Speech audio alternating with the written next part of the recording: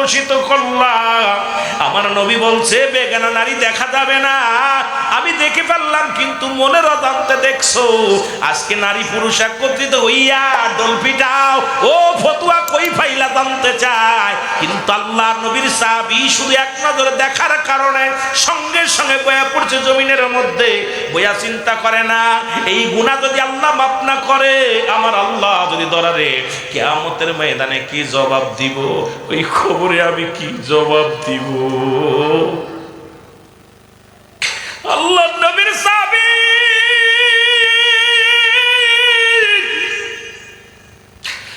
যুবকের দিলের ঠান্ডা লাগা শোনো, কাঁদতে কাঁদতে পাহাড়ে চলে গেল। একদিন নয়, দুদিন নয়, কিছুদিন পার হয়ে গেল। এইবার নবীর কাছে জিবরিল আমিন এসে বলে, ইয়া রাসূলুল্লাহ, ইয়া হাবিবাল্লাহ, আপনার সাহাবীরা আপনার পিছে নামাজ আদায় করে নবী গো,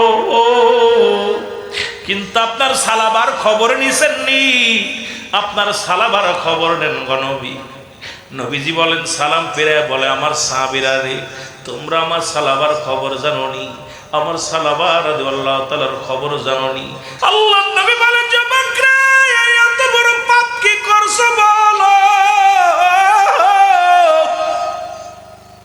যুবক বলে, ইয়া রাসূলুল্লাহ, ইয়া হাবিবাল্লাহ, অনেকদিন যাবত মক্কা মদিনায় কোনো মানুষ মরে না, আমারও ব্যবসা ভালো না, আমিও চুরি করতে পারি না।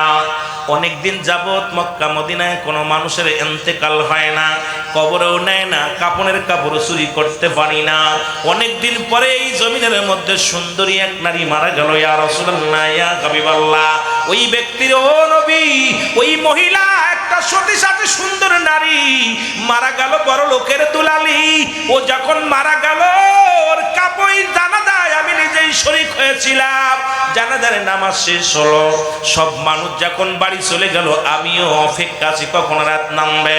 যখন রাত নির্জন হয়ে গেল নবী গো, ও নবী, তখন আমি গুটি গুটি পায়ে গোরস্থানে রওনা দিলাম। আইয়া গোরস্থানের মাটিগুলো খুঁড়লাম, মাটিগুলো খুঁড়িয়া যখন কাপনের কাপড়টা টান দে খুইলা নিলাম, ইয়া রাসূলুল্লাহ, ইয়া হাবিবাল্লাহ, ওই কাপনের কাপড় যখন খুইলা নিছি, নিয়া পর কে যেন আমার ভিতর থেকে বলে, ও যুবক, সারা জীবন কাপনের কাপড় চুরি করলা, যার কবরে ঢুকছে একবার তাকায়া দেখ, পৃথিবীর শ্রেষ্ঠ সুন্দরী নারী। অন্যায় কর, কেউ দেখবে না, কেউ বলবে না, কেউ তোরে বাধা দিবে না। এ দুনিয়ার মুসলমান,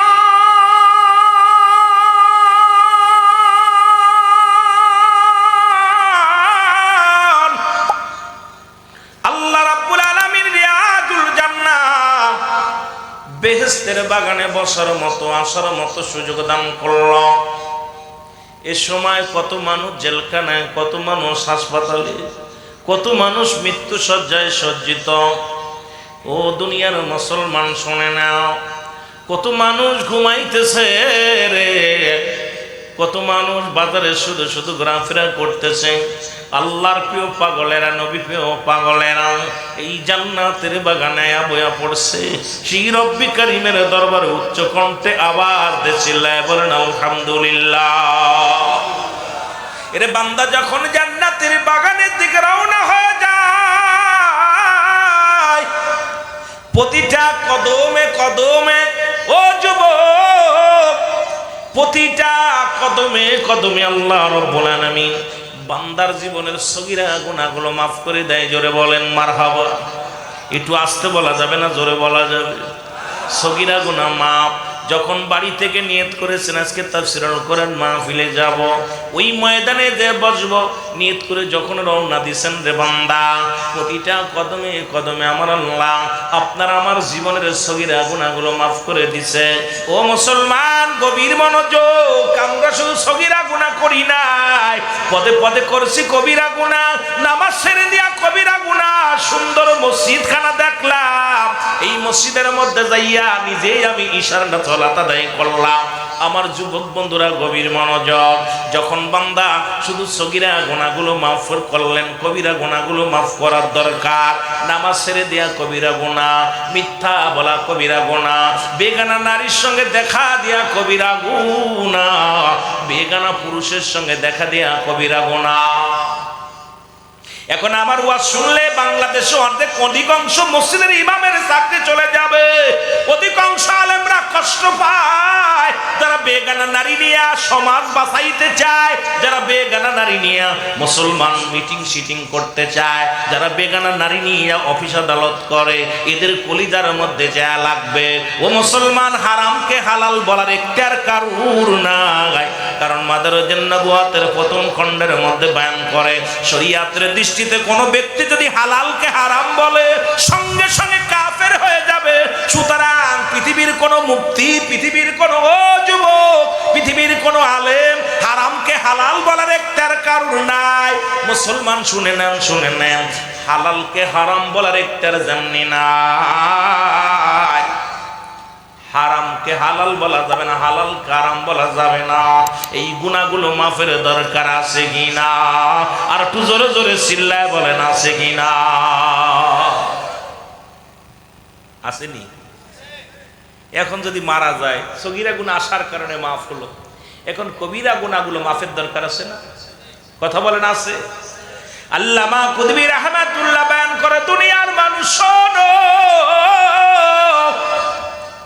কিয়ামত পর্যন্ত আর কোন নবী আইব না, কিয়ামত পর্যন্ত নবীদের দরজা বন্ধ, কিয়ামত পর্যন্ত আর কোন নবী আইব না, কিয়ামত পর্যন্ত তওবার দরজা খোলা। ও যুবক বন্ধুরা শুনে নাও, ওই 300-350 বছর কেঁদে কেঁদে বাবা আদম মাপ পেয়েছিল, বলেছিল রব্বানা জালামনা أنفسنا وإن لم تغفر لنا وترحمنا لنكونن من الخاسرين।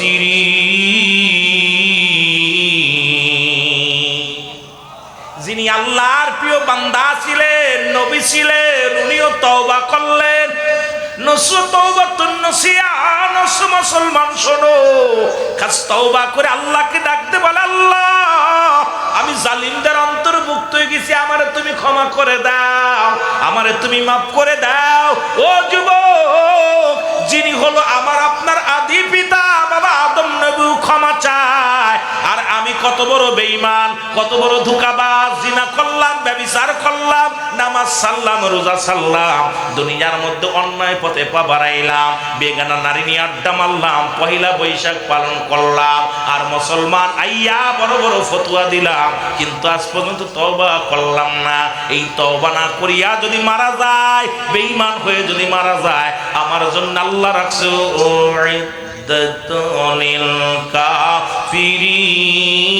কাফিরিন। আল্লাহ কয় কাফের বেঈমান মুনাফিকদের জন্য আমি আল্লাহ প্রস্তুতি করে রাখলাম 7-7টা জাহান্নাম। কিরা কিরা যাবেন একটু হাত তুলে দেখায় দেন আল্লাহরে।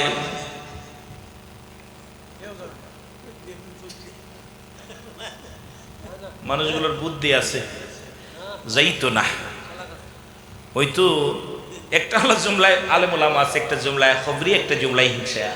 বক্তা মনের ভাব প্রকাশ করলে শ্রোতা সহজেই বুঝতে পারে, এটাকে বলা হয় জুমলায় খবরিয়া।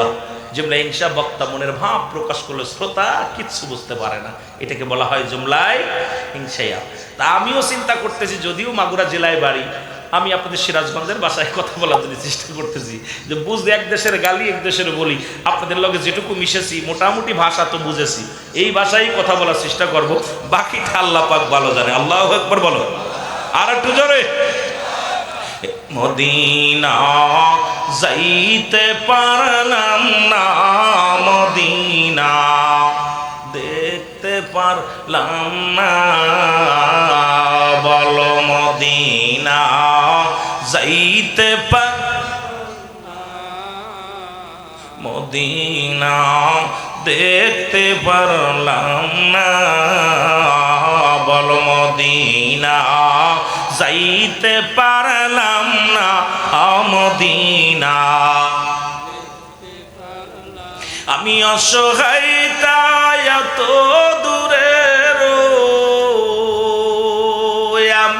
অসহায় তাই এত দূরে রই, দূর থেকে সালাম জানাই, বলো দূর থেকে জানাই, মদিনা যাইতে পারলাম না, মদিনা মদিনার নাম কত সুন্দর,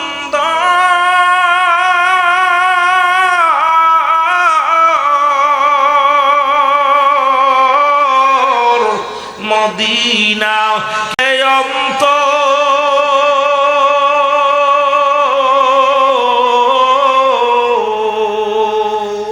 এই গরিব দুঃখীর সালামকারী, গরিব দুঃখীর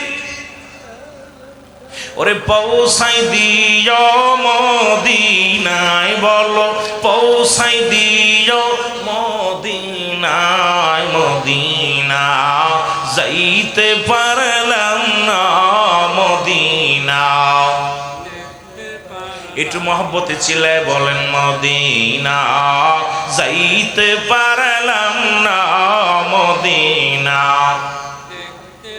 আমি অসহায় তাই এত দূরে রই, আমি অসহায় তাই এত দূরে রই, দূর থেকে সালাম জানাই, বলো দূর থেকে সালাম জানাই, মদিনা যাইতে পারলাম না, মদিনা মদিনার নাম কত সুন্দর,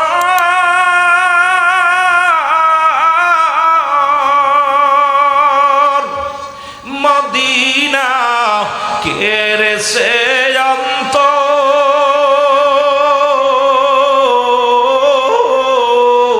অন্তর এই গরিব দুঃখীর সালাম খানি, গরিব দুঃখীর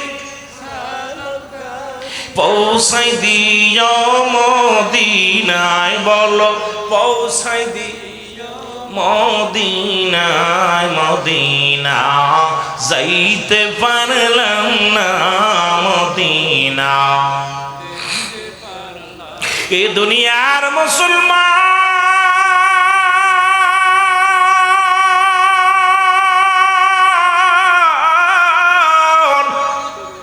বলতেছিলাম নামাজ ছেড়ে এক ওয়াক্ত নামাজ ছেড়ে দিয়া যুবক শোনো গো, এক ওয়াক্ত নামাজ কাজা গেলে 80 খুতবা পরিমাণ জাহান্নাম, এক রাকাত মুসলমান এক খুতবা পরিমাণ হলো 2,88,00,000 বছর। এখন ওয়াজ শোনা নফল বন্দেগী, নামাজ ছিল ফরজ। এখন যদি বলি ও দাদু ভাইরা কে কে ইশার সালাত আদায় করছেন, মাশাআল্লাহ হয়তো 3-এর 2 উঠবে নামাজ মনে হয়, আদা দিয়ে হয়তো উঠতে পারে, যুবক শুনে নাও।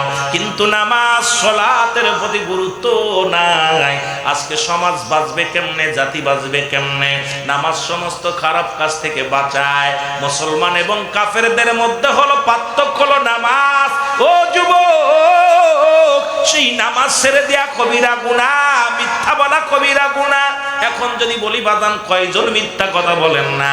আমিও মিথ্যা কথা বলি, কারণ এখন আছি পাবনায়, বলি সিরাজগঞ্জ। এই যে মিথ্যার একটা কারখানা বাইর হয়ে গেছে সমাজের মধ্যে। এখন আলেম নাই, মৌলবী নয়, যদি থাকে ঘরের মধ্যে কয় বারান্দায় ঘুরি, বারান্দায় থাকলে কয় বাজারে ঘুরি। জোরে কোন ঠিক কিনা? আসেনি কথা কন? কষ্ট পাচ্ছেন আপনারা? আস্তে আস্তে আগায় কষ্ট পাচ্ছেন।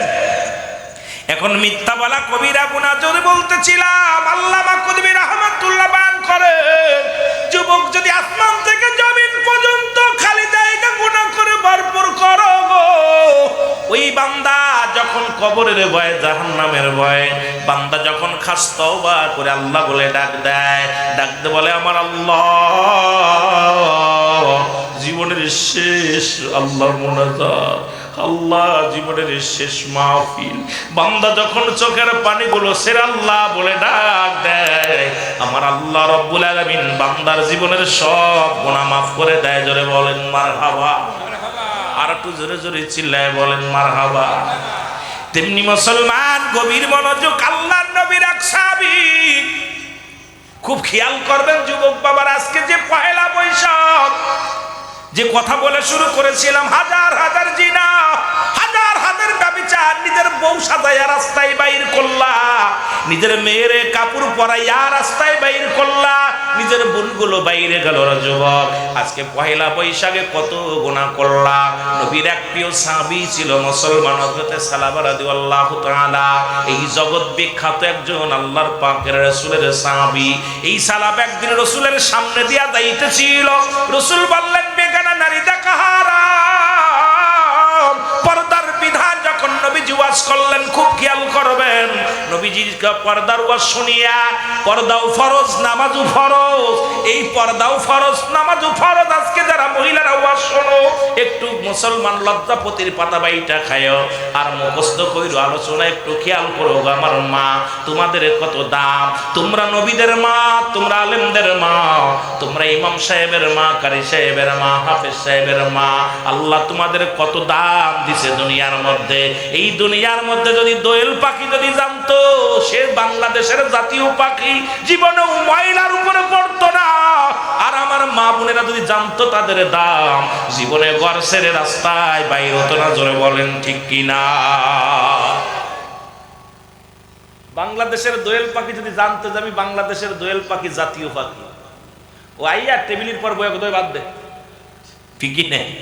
যারা এমপিরা মন্ত্রীরা আইলে আইরে দাম কোন দিয়ে, একটা এমপি আইলে এত দাম, মন্ত্রী আইলে এত দাম, তা জাতীয় পাখি ওর কি কম দাম? কথা হয় না, এটা কি যেন যেন ব্যাপার, দেশের একটা জাতীয় সম্পদ। এই পাখি আঁকবে সিদ্দিকী সাহেব, তাড়াতাড়ি নাস্তা নিয়ে কমপ্লিট কর, নাইলে উত্তর কিন্তু শোকেস করুন। কথা কন ঠিক কি না? আহা, দোয়েল যেমন তার নিজের দাম জানে না, ময়লার উপরে পড়ে, গোবরের উপরে পড়ে, তদ্রূপ মারা জানে না তাদের দাম। ওদের গর্ভে থেকে অসংখ্য নবী আসছে, ওদের গর্ভে থেকে অসংখ্য ওলি আসছেন, ওদের গর্ভে থেকে অসংখ্য আল্লাহর ওলিরা আসছেন, অসংখ্য আলেম বাইর হয়েছে, অসংখ্য রাসূল বাইর হয়েছে, অসংখ্য আলেম দ্বীন বাইর হয়েছে, অসংখ্য কোরআনের পাখি বাইর হয়েছে, কিন্তু ওদের দাম ওরা নিজেরা জানে না। জোরে বলেন ঠিক কি না? ওদের কি বলবো, আস্তে আস্তে যাই, দেখা যাক কোন পর্যন্ত যাওয়া যাক। কেন? কারণ একটা আয়াতের তাফসীর করতে গেলে রাত শেষ, ওদিকে কখন যাব দেখা যাক, ধীরে ধীরে একটু কথা বলে আসি, তারপর ওয়াজ দেখা যাক, সময় পালে করবো, না হলে থাক। একটু মহব্বতের সঙ্গে জিকির করুন, লা ইলাহা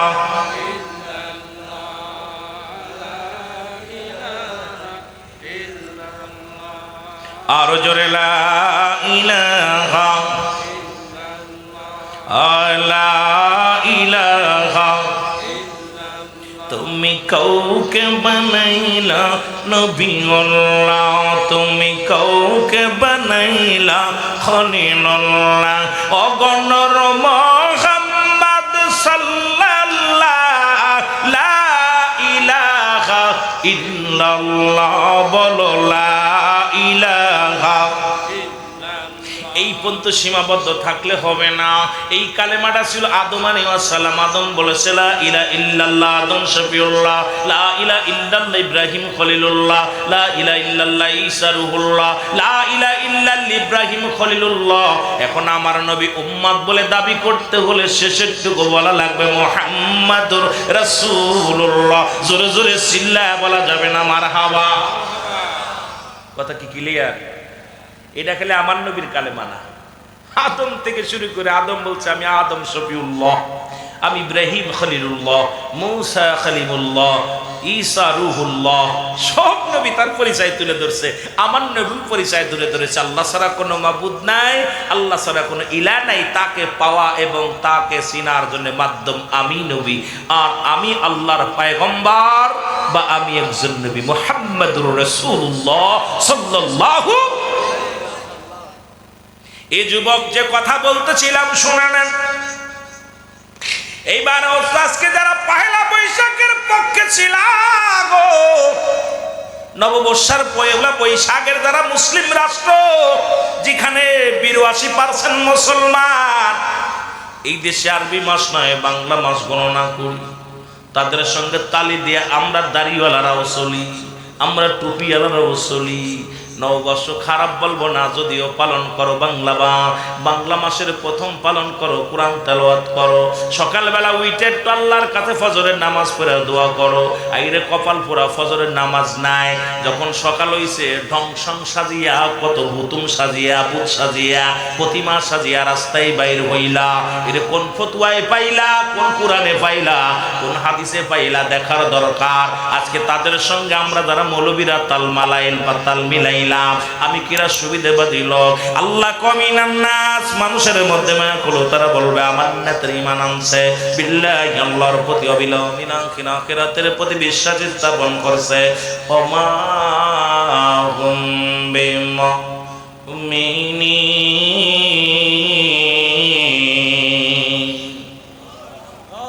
চোর বাটপার আছে সব ধরবান আস্তে আস্তে। চোরগুলোতে কোরআন একদম কোরআন দিয়ে ধরতে সাল্লা, সব বাটপারের কথার ভিতর আছে। ও যুবক, দিলের কান্ডা লাগা শুনে নাও, গভীর মনোযোগ। আল্লাহর নবীর সাহাবী সালাবা রাদিয়াল্লাহু তাআলা গো, উনি রাস্তা দিয়ে জোহরের নামাজ পড়তে যখন যাইতেছিল রে, দেখে এক ঘরের মধ্যে এক মহিলা গোসল করা অবস্থায় গোসল করতেছে। খুব খেয়াল করবেন বাবা, এই গোসল করা অবস্থায় ঘরের পর্দা সরে গেছে, আর সঙ্গে সঙ্গে মেয়েটাকে আল্লাহর ও মুসলমান নবীর সাহাবী সালাবা রাদিয়াল্লাহু তাআলা দেখে ফেলছে। দেখা পর চোখের পানি ছেড়ে কান্দার বইয়া ডাকতে বলে, আমার আল্লাহ, আমি বেগানা নারী দেখে ফেললাম রে, আমার নবীরে যদি জিবরিল আমিন জানিয়ে দাও, আমি ইসলামকে কলুষিত করলাম, আমি কোরআনকে কলুষিত করলাম। আমার নবী বলছে বেগানা নারী দেখা যাবে না, আমি দেখে ফেললাম, কিন্তু মনের অজান্তে দেখছো। আজকে নারী পুরুষ একত্রিত হইয়া ডোল পিটাও, ও ফতুয়া কই ফাইলা জানতে চায়, কিন্তু আল্লাহ নবীর সাহাবী শুধু এক নজরে দেখার কারণে সঙ্গে সঙ্গে বয়া পড়ছে জমিনের মধ্যে, বয়া চিন্তা করে না এই গুনাহ যদি আল্লাহ মাফ না করে, আমার আল্লাহ যদি ধরে কিয়ামতের ময়দানে কি জবাব দিব, ওই খবরে আমি কি জবাব দিব। আল্লাহ নবীর সাহাবী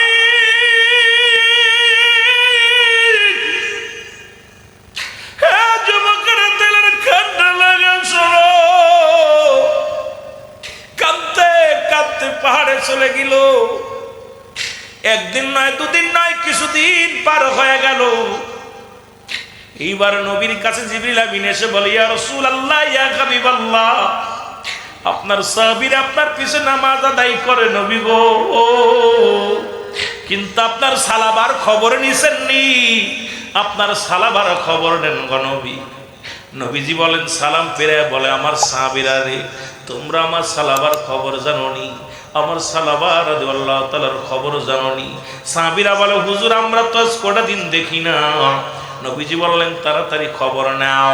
খবর নিলেন, বাড়িতে গেলেন। সালাবার বাবাই বলে জানি না, মায়ে বলে জানি না, প্রতিবেশী কয় জানি না। আমার রসুলকে জিবরিল আমিন আবারও ডাকতে বলে, আল্লাহ নবী গো, যে সাহাবী আপনার পিছে সালাত আদায় করত, যে সাহাবী আপনার এত ভালোবাসতো নবী গো, সেই সাহাবীর খবর লন।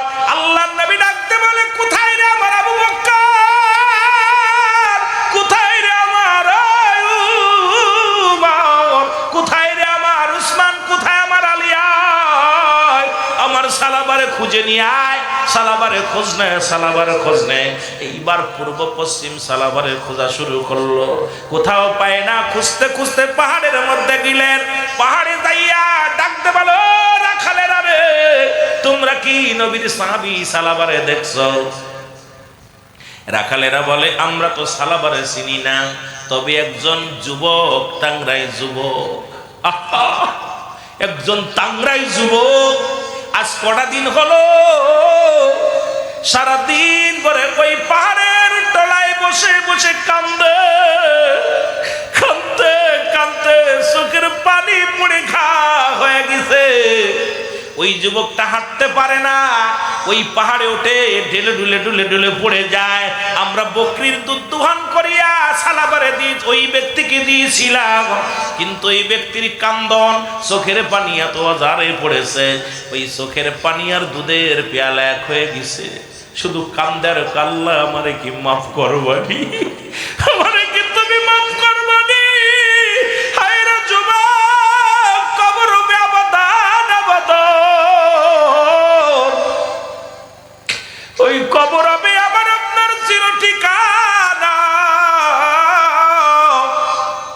যে দেশে গেলে মানুষ আর কোনোদিন ফিরে আসা সম্ভব নয়, যে দেশে গেলে মানুষ আর কোনোদিন ফিরে আসবে না, সেই দেশের যাত্রী আমরা। কয়দিন থাকবো দুনিয়ার মধ্যে? তিনটা বিপদ। নাম্বার 1 হলো মানুষের মরণ, নাম্বার 2 হলো কবর, নাম্বার 3 হলো কিয়ামতের ময়দান।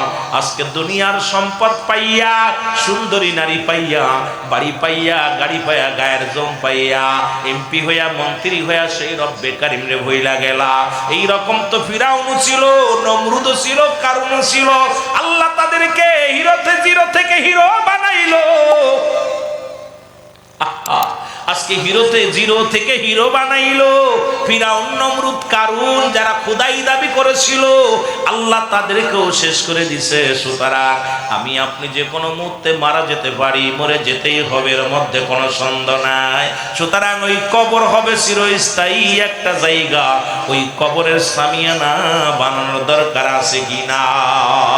আর একটু জোরে জোরে চিল্লায় বলেন আছে কিনা? শক্তিতে কোন অংশ কম ছিল না।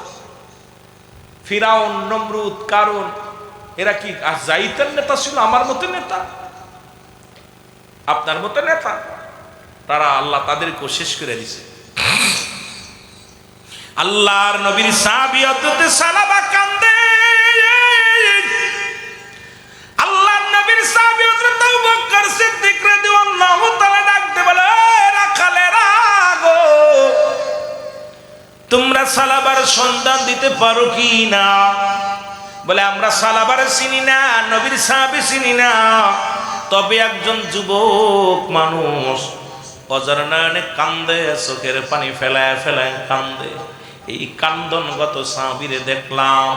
এবার আল্লাহর নবীর সাহাবীরা দৌড়াইয়া গেলেন, যায় দেখে সালাবা পাহাড়ের কন্যারে বইয়া চোখের পানিগুলো সেরে সেরে কান্দে। আল্লাহ নবীর সাহাবীরা বলে, সালাবা রে,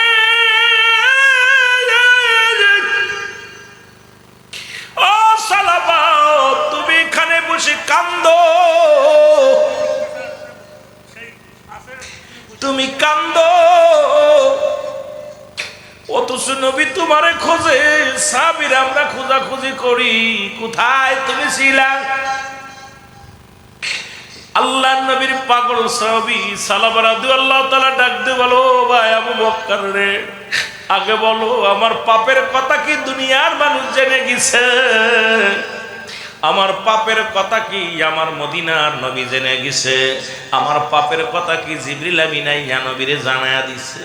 হযরত আবু বকর সিদ্দিক রাদিয়াল্লাহু তাআলা ডাক দিয়ে কো, সালাবা, তুমি এমন কি অপরাধ করেছো, এমন কি অন্যায় করেছো? জানি না, তোমার পাপের কথা তো রাসূল কিছু বলে নাই, আমরা তো কিছু জানি না, তুমি এত কান্দো কেন? সালাবা কয়, আগে বলো আমার রাসূল কিছু বলছে নি? কয় না। আমি একটা বেগানা নারী গোসল করা অবস্থায় দেখে ফেলছি। আরে আমার আল্লাহ কি আমারে মাফ করবো? আমার রাসূল কি আমারে ক্ষমা করবো? আমি কি ইসলামের বিধান নষ্ট করলাম? আইরে যুবক বন্ধুরা, ইসলামের বিধান শোনো, পর্দার বিধান শোনো। এইবার নবীজির সাহাবীরা বলো, সালাবা চলো, রাসূল তোমার জন্য অপেক্ষা করতেছে। এইবার সালাবারে নিয়ে রাহমাতাল লিল আলামিনের কদমের মধ্যে আসলেন। রাসূলুল্লাহর কাছে যখন হাজির করলেন, আমার নবী কয়, সালাবারে তুমি কই ছিলা? বলে, ইয়া রাসূলুল্লাহ, ইয়া হাবিবাল্লাহ, আমি তো চোখের জিনা করে ফেলেছি। ইয়া রাসূলুল্লাহ, ইয়া হাবিবাল্লাহ, নবী গো, আমি তো চোখ দিয়ে একটা বেগানা নারী গোসল করা অবস্থায় দেখে ফেলেছি নবী গো। আমি মনের অজান্তে দেখেছি, আমি ইচ্ছা ছিল না। আমি যাওয়ার পথে যখন পর্দা সরে যায়, গোসলখানার পর্দা সরে গেছে, গোসল করা অবস্থা আমি দেখে ফেলেছি নবী গো। আমার গুনাহকে আল্লাহ মাফ করবো। আমার নবী কয় সালাবারে, তোমার বিষয় তো আমার আল্লাহ জিবরিল আমিনকে কিছু জানাই নাই, তাহলেও তুমি পড়ো, সালাবা পড়ে এবার তওবা কর, আস্তাগফিরুল্লাহ রাব্বি মিন কুল্লি যামবি আতুবু ইলাইহি। সবাই আমার সাথে পড়েন, আস্তাগফিরুল্লাহ রাব্বি মিন কুল্লি যামবি আতুবু ইলাইহি লা হাওলা ওয়ালা কুওয়াতা ইল্লা বিল্লাহিল আলিয়্যিল আযীম। লা ইলাহা ইল্লাল্লাহু লা ইলাহা ইল্লাল্লাহু মুহাম্মাদুর রাসূলুল্লাহ সাল্লাল্লাহু আলাইহি ওয়াসাল্লাম। আশহাদু আল্লা ইলাহা ইল্লাল্লাহু ওয়াহদাহু লা শারীকা লাহু আশহাদু আন্না মুহাম্মাদান আবদুহু ওয়া রাসূলুহু। জোরে জোরে চিল্লায় বলা যাবে না আল্লাহু আকবার। আর একটু জোরে জোরে চিল্লায় বলা যাবে না আল্লাহু আকবার। একটু মহব্বতের সঙ্গে জিকির করেন লা ইলাহা, আরো জোরে লা ইলাহা, মহব্বতে লা ইলাহা, লা ইলাহা ইল্লাল্লাহু মুহাম্মাদুর রাসূলুল্লাহ সাল্লাল্লাহু আলাইহি ওয়াসাল্লাম। এই দুনিয়ার মুসলমান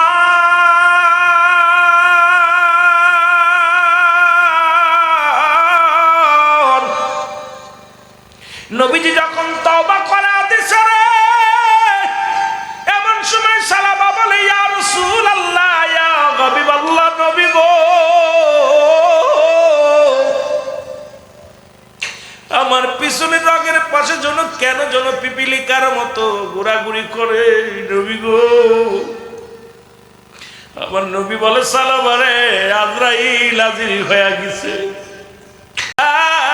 আজরাইল তোমার কাছে আগমন করেছে। রাসূলুল্লাহ সালাবার আটকানা আঁকড়ে ধরলেন, সালাবার সঙ্গে রাসূল কালেমা পড়লেন। রাসূলের সঙ্গে কালেমা পড়তে পড়তে সালাবা রাদিয়াল্লাহু তাআলা মালাকুল মউত তার জানটা কবাজ করে নিয়ে গেছে। জোরে জোরে চিল্লায় বলা যাবে না আল্লাহু আকবার। খুব খেয়াল, শুধু দু চোখ দিয়ে একটা বেগানা নারী গোসল করা অবস্থায় দেখে ফেলেছে। একটা দিন খানা খাই নাই, না খায় অজার নয়নে কাঁদছে, আর তুমি পরের মেয়ের হাত ধরে রাস্তা দিয়ে ঘুরতেছো, পরের মায়া নিয়ে নাচাচ্ছ, ডিস্কো ডান্স দেখতেছ। আজকে আমার আল্লাহ যদি ধরে, বাঁচার মতো কোনো গতি নাই। আমি আসতে পথে পয়লা বৈশাখে যা দেখলাম, নারী পুরুষ, আহা কি যে অবস্থা চলতেছে। এইটা পয়লা বৈশাখে সোহে বৈশাখ, এই বৈশাখের দিনাই কপাল পোড়া। দোয়া কর আল্লাহর কাছে, আল্লাহ ফজরের নামাজটা পড়ে আল্লাহ আমাদের বাংলাদেশের মানুষ, বাংলা মাস পহিলা বৈশাখ, আল্লাহ সারা বছর জন্য আমাকে সুখে শান্তিতে রাখো। আল্লাহ তুমি বালা মুসিবাত দূর করে দিও। আল্লাহ আমার গজব থেকে বাঁচাইও। আল্লাহ আমার কোরআন পড়ার তৌফিক দিও, নামাজ পড়ার তৌফিক দিও। কপাল পোড়া তা না বইলা রং ঢং দিয়া ঘুরতেছিস, আর এইটার যারা সমর্থন করে তারা মুসলমান বলে দাবি করে। এই কপাল পোড়াদের কেমনে বুঝাইব আমি, কেমনে বুঝাইব? পালন কর, জম্মের পালন করা করবি। জাহান্নামের ফেরেশতারা অপেক্ষা করতে তো ধরার জন্য, এমন ধরা ধরবে জাহান্নামে 70,000 রশি লাগানো, এক একটা রশির মধ্যে 70,000 ফেরেশতা দূরে দূরে টানবে। আর এই জাহান্নামের ফেরেশতারা গুলো এমন ভাবে গর্জন মারবে, মুসলমান গভীর মনোযোগ। আহা, এই জাহান্নাম থেকে বাঁচা সম্ভব নয়। জাহান্নামের গেটে একটা গাছও আছে, যতই ঝংঝং করিস, জাক্কুম নামে কাঁটাযুক্ত গাছ। এই গাছটা তোরে ধরে এক ধরে ভিতরে ঢুকাই দিব, বেশি লাগবে দৌড়াদৌড়ি পালানোর মতো পথ থাকবে না। আমার বন্ধুগণ, আমার গভীর মনোযোগ, রাসূলুল্লাহ চোখের পানি ছেড়ে কাঁদতে লাগলেন। যুবক বাবারা শোনো, যেহেতু যুব সমাজের উদ্যোগে মাহফিল খানা, ও যুবক দিলের কান্ডা লাগা শোনে না। রাসূলুল্লাহ হাওমাও করে কাঁদতে লাগলেন। জিবরিল আমিন এসে সান্ত্বনা দেয়, ইয়া রাসূলুল্লাহ, ইয়া হাবিবাল্লাহ, আপনার যুবক কোরআনকে কত ভালোবেসেছে, এই কোরআনের সম্মান, এই কোরআনের ইজ্জত রক্ষা করতে যায়, ইসলামের বিধান, ইসলামকে সম্মান ইজ্জত রক্ষা করতে যাইয়া যুবক তারা নিজের জীবনটা বিলিয়ে দিছে তওবা করতে করতে, কাঁদতে কাঁদতে। ইয়া রাসূলুল্লাহ, ইয়া হাবিবাল্লাহ, আল্লাহ আমাকে পাঠিয়েছে, আপনি দেরি করেন না, আপনি সালাবারে জলদি করে গোসল করান, গোসল করে জানাজার জন্য প্রস্তুতি নেন, কারণ অসংখ্য জান্নাতি ফেরেশতারা আসমান থেকে প্রস্তুতি হয়ে আছে, সালাবারে জানাজায় আসবে। জোরে জোরে চিল্লায়া বলা যাবে না মারহাবা। এই নবীজি সাহাবীদের কথাগুলো শুনতে গেলে ভিতরে কেন যেন ধৈর্য ধরতে পারি না। তারাও যারা জান্নাতের সংবাদ পেয়েছে, রাসূল বলছে আবু বকর ফিল জান্নাতি, উমর ফিল জান্নাতি, উসমান ফিল জান্নাতি, আলী ফিল জান্নাতি, তারা তো নামাজ ছাড়ে না। আর আমরা কপাল পুরা জান্নাতের শুভ সংবাদ পাইলাম না, তারপরে নামাজ ছাড়ি, রোজা ছাড়ি, দুনিয়া দুনিয়া দুনিয়া দুনিয়া নিয়ে ব্যস্ত। জোরে বলেন ঠিক কিনা? আওয়াজ নাই, নিবেন নি? কথা বলেন, আসেনি পকেটে নিয়ে যাবেন। আল্লাহ কি কয় জানেন? কোরআন কি কয়? কুল্লু মান আলাইহা ফান, সব শেষ করে দিবে কে? আর একটু জোরে। মন্ত্রী, এমপি, আয় হা, ইসরায়েলরা ধরছে কারে? ধরছে কারে? ইরান রে। ধরছে কারে? ফিলিস্তিন রে।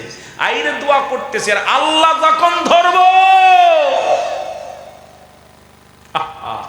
রব্বে কারীম যখন ধরবে, ছুটার মতো পথ নেই। এখন তো অন্য রাষ্ট্র একটু সাথে থাকলে একটু সাহস পাচ্ছে, সেদিন আল্লাহ যেদিন ধরবো কেউ পাশে থাকবো না। যেটা বলে থাকবো, আল্লাহ যেদিন গজব দিব থাকবো। যুগে যুগে অসংখ্য নবীর উপরে গজব দিছে, অসংখ্য কমের উপরে আল্লাহ গজব দিছে। কারণ কি? তার অনুগত্য অস্বীকার করছে। বাংলাদেশে গজব অচিরে আসতেছে, কারণ বোঝা আমি বলে যাই, আজকে আপনাদের সামনে বলে গেলাম, বেশি দিন দেরি নাই, লোহার মই ডালা হবে দেশের উপরে, লোহার মই ডালা হবে, অসুরি অসুরি খাবে, মানুষ মানুষের লাশের উপর দিয়ে হাঁটবে। ভালো করে লিখে নেন, আমি সিদ্দিকী সাহেব বলে গেলাম। কারণ রাজনীতির যে অবস্থা, দেশের যে অবস্থা, দেশের প্রতিটা মানুষ এই চেয়ারের জন্য পাগল। তারা দেশের ভাব ভাবে না, সবাই চেয়ারের চিন্তা। জোরে বলেন ঠিক কিনা? কারণ ওরা মানুষকে মেরে, মানুষকে হত্যা করে হলেও ক্ষমতা ক্ষমতা চেয়ার দরকার। এই মানুষগুলো দেখবেন, আমি লিখে নেন ভালো করে, যে সিদ্দিকী সাহেব এই মহল্লায় এসে বলে গেছে রক্তের বন্যা হবে, ওই কাশ্মীর মুসলমানদের দখলে আসবে। কারণ কিয়ামতের যে আলামতগুলো আমি গুনাহগার ওয়াজ করেছি, সবগুলো এখন আমাদের ভিতরে দেখতে। জোরে বলেন ঠিক কিনা?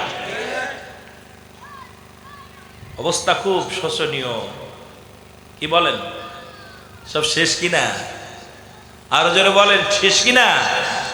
আমার কথাগুলো একটু খেয়াল করবেন, বসে বসে বসে বসে একটু খেয়াল করবেন। সিদ্দিকী সাহেব বলে গেল কথাগুলো কতদূর সত্য, আপনার বিবেক বলে দিবে। এই জন্য অ্যারিস্টটল, সক্রেটিস বইলা খাফার বলছেন, নো দাইসেল, নিজেকে নিজে চিনতে হবে, মান আরাফান নফস, নিজের নফসকে চিনতে হবে, কলবুস সালিম, আত্মাটাকে প্রসিদ্ধ করতে হবে। এখন আমি আপনি কেউ আমাকে নিয়ে ব্যস্ত না, খালি অন্যকে নিয়ে ব্যস্ত। ঠিক কিনা? ঠিক কিনা? খালি অন্যকে নিয়ে ব্যস্ত। একটু মহব্বতের সঙ্গে দুরূদ শরীফ পড়ুন। আল্লাহুম্মা ভাই সাহেব,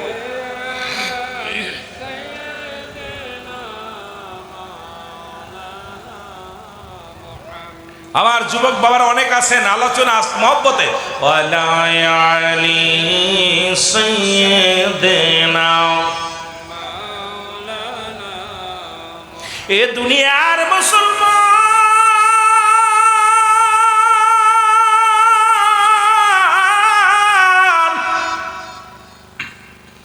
নবীজি বললেন, এবার সাহাবীদেরকে বললেন গোসল করাও, কাফন পরাও, জানাজার নামাজের জন্য ওই মাঠে নিয়ে যাও।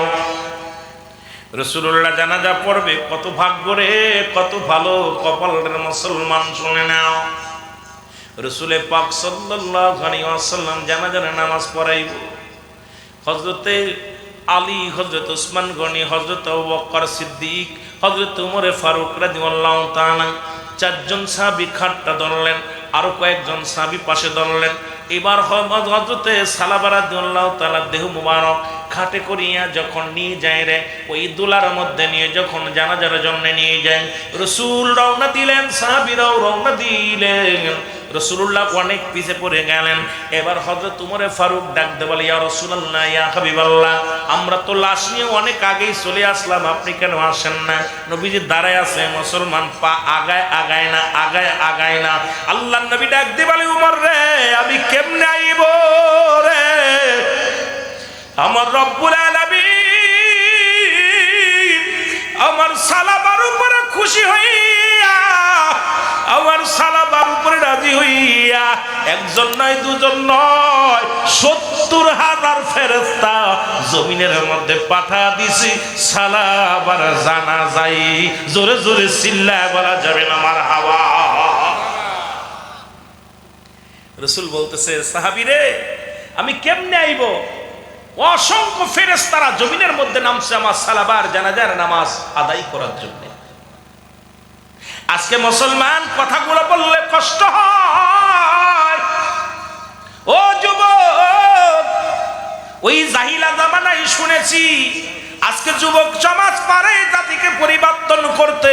এরাও পারত আজকে খেলা দিতে, অনেক জেলায় লাঠি খেলা দিছে, বুড়ি দৌড় দিছে, বিস্কুট দৌড় দিছে, চেয়ার সিটিং দিছে, কত মেলা আসতে পথে কত স্কুল দেখলাম। স্কুলে মুসলমান নারী পুরুষ খেলা দেয়, কিন্তু এলাকার মানুষগুলো কত ভালা। আল্লাহ রাব্বুল আলামিনের গোলামেরা, এই গোলামেরা সব ফেলায়া জান্নাতের বাগান সাজাইছে। আল্লাহ এলাকার যুবক বৃদ্ধদের মধ্যে তুমি রহমত দান করো। আজকে কেন বলতেছি, এই বাংলার জমিনে গজব আসছে তার প্রমাণ নিয়ে যান।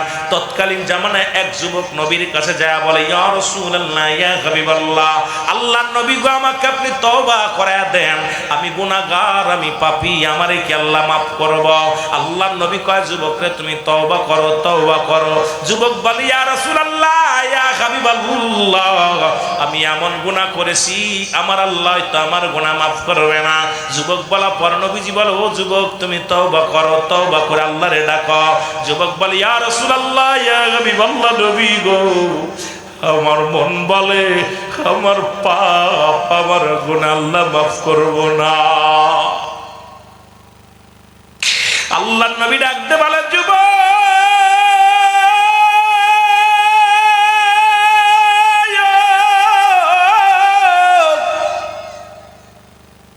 পৃথিবীর মধ্যে তুমি এমন কি গুনাহ করেছো রে, যে গুনাহ আমার আল্লাহ মাফ করব না? যুবক বলে, ইয়া রাসূলুল্লাহ, ইয়া হাবিবাল্লাহ, মক্কা মদিনা আপনি জানতেন, মক্কা মদিনার জমিনে কাফনের কাপড় চুরি হতো রে। যুবক খুব খেয়াল করবেন, ইয়া রাসূলুল্লাহ, ইয়া হাবিবাল্লাহ, ওই মক্কা মদিনার কবরে মানুষ শোয়ানো পর ওই গোরস্থান থেকে মুসলমান কাফনের কাপড় হারায়া যেত। ইয়া রাসূলুল্লাহ, ইয়া হাবিবাল্লাহ, ওই কাফনের কাপড় দুনিয়ার কেউ চুরি করে না, আমি সেই চোর। ইয়া রাসূলুল্লাহ, আমি ওই কাফনের কাপড়গুলো চুরি করতাম। আল্লাহর নবী কয়, যুবক, দুনিয়ার মধ্যে কি অন্য কোনো কাজ পাও নাই? দুনিয়ার মধ্যে কি অন্য কোনো কর্ম পাও নাই? তুমি মরা মানুষের 3 টুকরা সম্বল, 5 টুকরা সম্বল, এটা তুমি চুরি করলা, এই কি কাজ করলা রে যুবক? এত বড় অপরাধ করলা। যুবক বলে, ইয়া রাসূলুল্লাহ, আমাকে কি আল্লাহ মাফ করব? আমার নবী কয়, যুবক রে, তওবা কর, তওবা কর, তওবাকারী আল্লাহ ভালোবাসে, তওবা কর। যুবক বলে, ইয়া রাসূলুল্লাহ, ইয়া হাবিবাল্লাহ, আমি এত পাপ করেছি, এই পাপ মনে হয় আমার আল্লাহ ক্ষমা করব না। আল্লাহ নবী বলে, যুবক রে, এত বড় পাপ কি করছো বলো? যুবক বলে, ইয়া রাসূলুল্লাহ, ইয়া হাবিবাল্লাহ, অনেকদিন যাবত মক্কা মদিনায় কোনো মানুষ মরে না, আমারও ব্যবসা ভালো না, আমিও চুরি করতে পারি না। অনেকদিন যাবত মক্কা মদিনায় কোনো মানুষের ইন্তেকাল হয় না, কবরেও নেয় না, কাপনের কাপড় চুরি করতে পারি না। অনেকদিন পরে এই জমিনের মধ্যে সুন্দরী এক নারী মারা গেল। ইয়া রাসূলুল্লাহ, ইয়া হাবিবাল্লাহ, ওই ব্যক্তির, ও নবী, ওই মহিলা একটা সতী সাথে সুন্দর নারী মারা গেল বড় লোকের দুলালি। ও যখন মারা গেল ওর কাপড় জানাজায় আমি নিজেই শরীক হয়েছিলাম। জানাজার নামাজ শেষ হলো, সব মানুষ যখন বাড়ি চলে গেল আমিও অপেক্ষা আছি কখন রাত নামবে। যখন রাত নির্জন হয়ে গেল নবী গো, ও নবী, তখন আমি গুটি গুটি পায়ে গোরস্থানে রওনা দিলাম। আইয়া গোরস্থানের মাটিগুলো খুঁড়লাম, মাটিগুলো খুঁড়িয়া যখন কাপড়ের কাপড়টা টান দে খুইলা নিলাম, ইয়া রাসূলুল্লাহ ইয়া হাবিবাল্লাহ, ওই কাপড়ের কাপড় যখন খুইলা নিছি নিয়া পর কে যেন আমার ভিতর থেকে বলে, ও যুবক, সারা জীবন কাপড়ের কাপড় চুরি করলা, যার কবরে ঢুকছে একবার তাকায়া দেখ, পৃথিবীর শ্রেষ্ঠ সুন্দরী নারী। অন্যায় কর, কেউ দেখবে না, কেউ বলবে না, কেউ তোরে বাধা দিবে না। ইয়া রাসূলুল্লাহ ইয়া হাবিবাল্লাহ, ওই নারীটার মুখের দিকে যখন তাকাইলাম, আজকে যে সুন্দরী নারী আইনা ডায়াসে বসায় বসায় গল্প করা, ডায়াসে ড্যান্স করার, নাচান, এই যুবকগুলো হা করে খেয়ে ফেলে। জোরে বলেন ঠিক কিনা? গভীর মনোযোগ, ও যুবতী যুবকেরা শোনো, যদিও অনেকের ভিতরে লাগবে, কষ্ট লাগবে, কথাগুলো বললে কষ্ট লাগবে, তবুও বলতে হবে, কারণ মরতে হবে, ঠিক কিনা? এই কথা বলেন না কেন? মরতে হবে না? আমার বাজানেরা ডাকতে বলি, ইয়া রাসূলুল্লাহ ইয়া হাবিবাল্লাহ। এইবার আমি ওই যুবতীর চেহারা দেইখা পাগল হয়ে গেলাম, সঙ্গে সঙ্গে তার সঙ্গে অন্যায় করা শুরু করলাম, জিনায় লিপ্ত হয়ে গেলাম। এ তো শুনেছি মক্কা মদিনায় তৎকালীন জামানায়, যেখানে বাংলাদেশে ভালো করে লেখে নেন, যদি মিথ্যা হয় আমার জিহ্বা কেটে নিবেন, এখানে যে শাস্তি দিবেন মেনে নিব। বাংলাদেশে যেখানে ঢাকা মেডিকেল কলেজ হাসপাতালে মুসলমান মারা যায়, গলায় দড়ি নিয়ে মারা যায়, মর্গে নিয়ে পরীক্ষা করা হয়, রেপ করেছে রে মুসলমান, মারা যায় অ্যাক্সিডেন্ট করে মর্গে যায় মুসলমান, রেপের পালামত। এইবার ডাক্তাররা বড় প্রেশানিত হয়ে গেল, যে দেশে, ও যুবক শোনো, এইবার ঢাকা মেডিকেল কলেজের মর্গের যিনি মুসলমান ডোম, তাকে ধরে আনা হলো, যখন রিমান্ডে নেওয়া হলো, উনি বললেন একজন নয়, দুজন নয়, আজ থেকে 2 থেকে 300 নারী, যত কম বয়সী নারী যারা ইন্তেকাল করে অ্যাক্সিডেন্ট করে গলায় ধরে নিয়ে বিষ খাইয়া, আগে লাশ কাটার আগে তার সঙ্গে জিনা করে নি। যে দেশে মুসলিম রাষ্ট্র বাংলাদেশের 82% মুসলমান, যে দেশে লাশ কাটা করে বাংলাদেশে, যেখানে ঢাকা মেডিকেল কলেজ হাসপাতালে, যেখানে মর্গে জিনা হয়, আর বড় বড় ওয়াজ করো, আর বড় বড় ফতোয়া দাও, মসজিদে বয়া বড় বড় বয়ান দাও। এরে মুসলমান, এই বয়ান দিয়ে হবে কি? এই ক্ষমতা দিয়ে হবে কি? ক্ষমতার লোভে ও খাইসা লাভ কি? যে দেশে মরেও শান্তি নাই, মরার পরও জিনা হয়, যে দেশে মর্গে জিনা হয়, সেই দেশের নাম হলো আমার বাংলাদেশ। আজকে বড় বড় ফতোয়া দাও, কই থেকে পাও? যদি মিথ্যা বলি জিহ্বাটা কেটে নেবেন। মুসলমান শুনে নেন, ওই না কোথায় মুসলমান, গভীর মনোযোগ, চট্টগ্রাম মেডিকেল কলেজ হাসপাতালে একই চিত্র ধরা পড়লো। যখন মর্গে নিয়ে, যখন ডমকে নিয়ে ধরে রিমান্ডে দেওয়া হলো, উনি বললেন আজ থেকে কত সময় আমি যে রেপ করেছি তার মনে নাই। যত অল্প বয়সী নারী গলায় ধরে নিয়ে বিষ খাইয়া অ্যাক্সিডেন্ট হইয়া মারা যায়, তাদেরকে কাটার আগে, তাদেরকে কি করি, পোস্টমর্টম করার আগেই তাদের সঙ্গে আগে রেপ করে নিয়ে, জিনা করে নি। আরে যে দেশে বাংলাদেশে 92% মুসলমান, এত বিশ্বাস, এত খানকায়, এত আলেম, এত ইমাম, সেই দেশে মর্গে যদি জিনা হয়, সেই দেশের উপরে লাশ পড়ে থাকবে, সেই দেশের উপরে মানুষ কুকুর শের লাশ খাবে। এই দেশের মানুষ মুসলমান, গভীর মনোযোগ, এই দেশের মানুষ কেউ কথা বলবে না, শুধু দেখবে আর ক্ষমতার চিন্তা করবে, খালি গদির দরকার, গদির দরকার। নবী বলছে বালহুয়া কিলাব, আমার কথা নয়, নবীর কথা, কোরআনের কথা শুনে নাও, হাদিসের কথা। নবী বলছে বালহুয়া কিলাব, এই দুনিয়াটা হলো পচা দুর্গন্ধ মড়ি। মানুষের চরিত্র হলো কুকুরের চরিত্র। কুকুর যেমন মড়ি পাইলে খুশি হয়, সে জামানার মানুষগুলো সম্পদ পাইলে খুশি হবে। এখন খালি চেয়ার পাইলেই খুশি, সেটা যেভাবে আসুক সেটাই ভালো। জোরে বলেন ঠিক কিনা? ওলামা একরাম আছে, রাসূল বলছে বাল্লুহা কিলাব, এই দুনিয়াটা পচা দুর্গন্ধ মরি, মানুষের চরিত্র কুকুরের চরিত্র। এ যুবকেরা শুনেছিলানি 2 বছর আগের কাহিনী, যে দেশে মর্গে জিনা হয়, ওর এইটা আমেরিকা হলে মেনে নিতাম, ভারতে হলে মেনে নিতাম, শ্রীলঙ্কায় হলে মেনে নিতাম। আমার সোনার বাংলায় 82% মুসলমান, আমার সোনার বাংলায় অসংখ্য খানকায়, অসংখ্য পীর, অসংখ্য মুজাহিদ, অসংখ্য উলামায়ে কেরাম, সেই দেশে যেখানে জিনা হয় মর্গে, এর সেইতে কষ্ট আর থাকতে পারে না। জোরে বলেন ঠিক কিনা? আমরা বক্তৃতা দিতেছি আর মাল কামাইতেছি, কথা বুঝেননি? স্বার্থের জন্য ওয়াজ করতে, সব স্বার্থের জন্য, স্বার্থবাস, নিজের নিজের ক্যারেক্টার যে নষ্ট না হয়, এই উচিত কথা বলা যাবে না, বললে দোষ। আসি খালি গিবাত করতে, ওয়াজে বইয়া কোরআন থেকে টায়াত পড়ে খালি গিবাত, খালি গিবাত। কোন কিতাবে পাই না? হক কথাগুলো বলো, সত্য কথাগুলো তুলে ধরো, সমাজ বাঁচাও, জাতি বাঁচাও, নিজে বাঁচাও, পরিবার পরিজনকে বাঁচাও। জোরে বলেন ঠিক কিনা? যদিও আমি আগেই বলেছি বাবা, আমি এত বড় আলেম না, এত বিজ্ঞ বিজ্ঞ ওলামা একরাম যে ওয়াজ করতেছে, আমার মন বলে ওই আমরা যখন ছোটবেলা মসজিদ ছিল কাঁচা, মানুষের ইমান ছিল পাকা, এখন মসজিদ হয়েছে পাকা, মানুষের ইমান একেবারেই ফাঁকা। যেটা বলেন ঠিক কি না? আমাদের মাগুরার একটা লোক ভাষায় বলে, উপরে ফিটফাট তলে নাকি সদরঘাট। কথা বুঝেননি? ভাষাটা আমাদের মাগুরা জেলায় বলে, উপরে ফিটফাট তলে হলো সদরঘাট, বলে নাকি? মার হাওয়া, তাহলে তো আপনাদের সঙ্গে মিলাই গেছি। তা আমরা উপরে খুব সিয়ারার ভিতর সিয়ারা সুরত দেখাইতেছি, আহা ভিতরে একদম সব ক্লিয়ার। সুদের ভিতর, ঘুষের ভিতর, জিনার ভিতর, বেবিচারের ভিতরে কি যে অবস্থা, এই যে সমাজে, জোরে বলেন এর থেকে বাঁচা কি সম্ভব?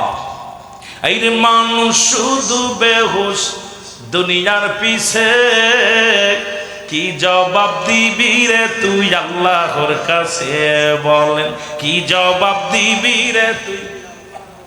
একটু মহব্বতে বলেন, এই রে মানুষ শুধু বেহুশ, এই রে মানুষ দুনিয়ার পিছে, কি জবাব দিবি রে তুই আল্লাহর কাছে? বলেন কি জবাব দিবি? আহা, জবাব দেওয়ার মতো কোনো উপায় থাকবে না। যাররা যাররা ব্যবহার, যাররা যাররা হিসাব হবে। আল্লাহর নবী বলে, যুবক মনে আসেনি? দূর হয়ে যা, আমার সামনে থেকে দূর হয়ে যা। যুবক বলে, ইয়া রাসূলুল্লাহ, ইয়া হাবিবাল্লাহ, নবী গো, যখন আমি এই জিনা করে যখন কবর থেকে লাফ মেরে উঠলাম কাপড়ের কাপড় নিয়ে, সঙ্গে সঙ্গে ভিতর থেকে কে যেন একটা আওয়াজ শুনতে পাইলাম, ডাকতে বলে, যুবক রে, আজকে তুমি আমার সামনে অন্যায় করলা, আমি আল্লাহর আদালতে মামলা দিলাম, আমি আল্লাহর আদালতে মামলা দিলাম। আল্লাহ তোমাকে যেন না ছাড়ে, কারণ তোমাকে একদিন কবরে আসতে হবে। আমি অসহায় নারী, বাধা দিতে পারলাম না, আমি অসহায় নারী, আজকে কবরে তোমার বাধা দিতে পারলাম না। তুমি আমার সামনে অন্যায় করলা, রব্বি কারীমের আদালতে আমি মামলা দিলাম, আমার আল্লাহ যেন কোনোদিন তোমারে ক্ষমা করে না। ইয়া রাসূলুল্লাহ, আমি এরপরে বাড়ি গেলাম, বাড়ি যা যখন আমি গোসল করিয়া খানা খাইলাম, নবী গো, ইয়া রাসূলুল্লাহ, আমি ঘুমাইতে পারি না, এরপরে খাইতে পারি না, ওই আওয়াজটা বারে বারে আমার কানে এসে লাগে, যুবক রে, তোমার কবরে আসা লাগবে, এই কবর তোমারে ছাড়বে না, আমি আল্লাহর আদালতে মামলা দিলাম। ইয়া রাসূলুল্লাহ, ইয়া হাবিবাল্লাহ, এই অবস্থায় আমারে কি আমার আল্লাহ মাফ করবো না? আমার নবী কয়, যুবক তুমি দূর হয়ে যাও, যুবক দূর হয়ে যাও, আমার সামনে থেকে দূর হয়ে যাও।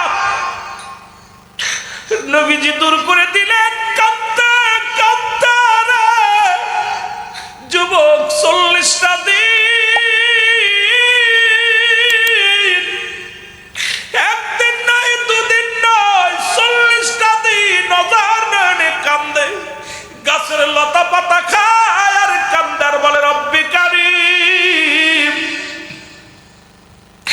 তুমি ইউনূস নবীরে করছো দয়া, মাছের পেটে গো আল্লাহ, মাছের পেটে আমারে নি করবা দয়া গো আল্লাহ, ই গুনাহ হতে মাফ হতে গো আল্লাহ, আমারে নি করবা তুমি ক্ষমা। তুমি মুসা নবীরে করছো গো দয়া, ওই তোর পাহাড়ে উঠাইয়া করবা দয়া আল্লাহ, তওবার লাগিয়া গো আল্লাহ, আমারি করবা তুমি দয়া।